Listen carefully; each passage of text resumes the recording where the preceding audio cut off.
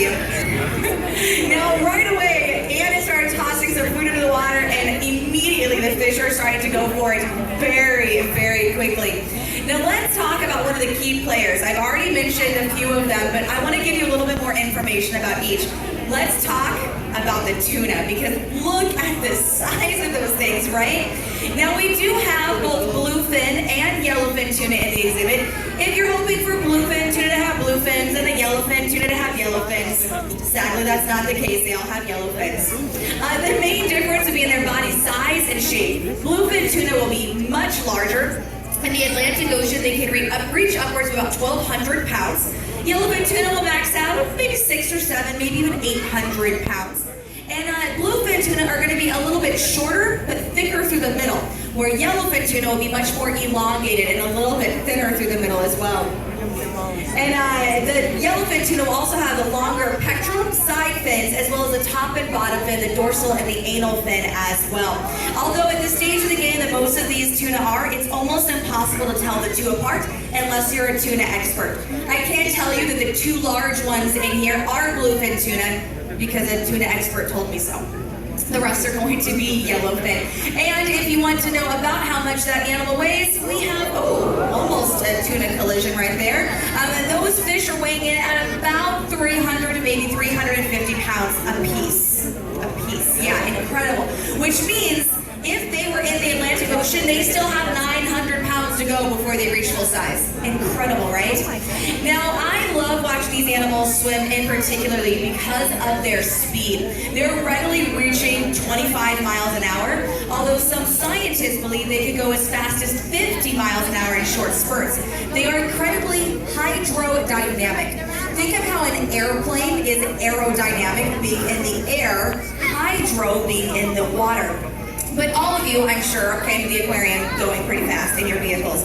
And just like we have to turn on the steering wheel and hit the brakes, we've got to do the same thing, or we don't do it for the fish, they do it for themselves.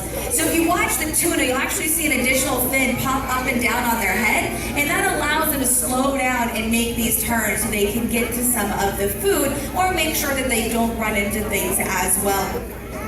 Now, I was talking about these fish, especially bluefin tuna, and some of you might immediately kind of go, oh, that's sushi, right?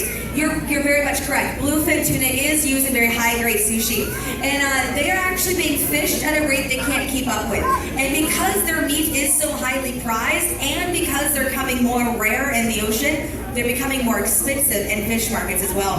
So at the beginning of 2013, a single bluefin tuna weighing in at just under 600 pounds was sold for over $700,000 at a fish market in Tokyo.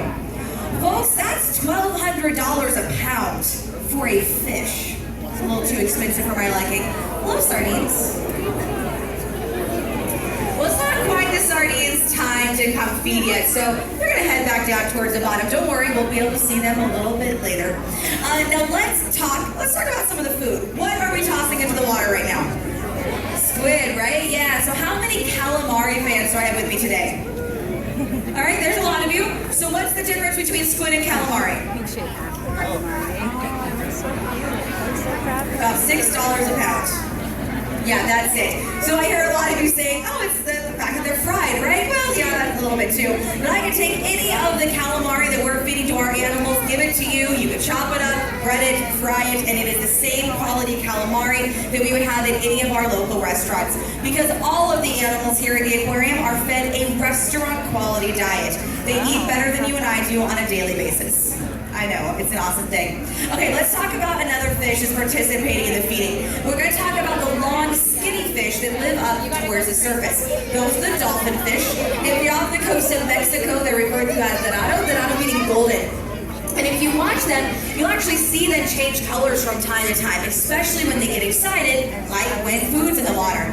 And it looks like we have all 5 of our females right here, and then here comes that big male.